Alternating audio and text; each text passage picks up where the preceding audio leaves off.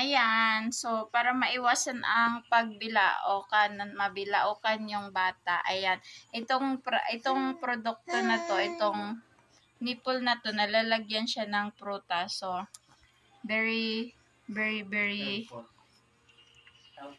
helpful siya sa mga bata sa pagkain ng mga prutas. So hindi na siya mabibilaukan kasi nga guys, napipil na ano siya ng nipple, tapos may mga butas-butas siya na maliit.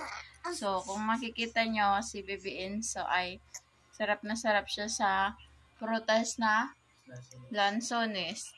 So minsan inilalagay namin dyan ay orange, pakwan. So ayan, di ba Enzo, na smile ka nga be? Gusto mo yan lansones? Masarap ang lansones. Maasim lang konti. Pero ayan, sarap na sarap si Baby Enzo sa kanyang prutas na lansones, sa kanyang ayan.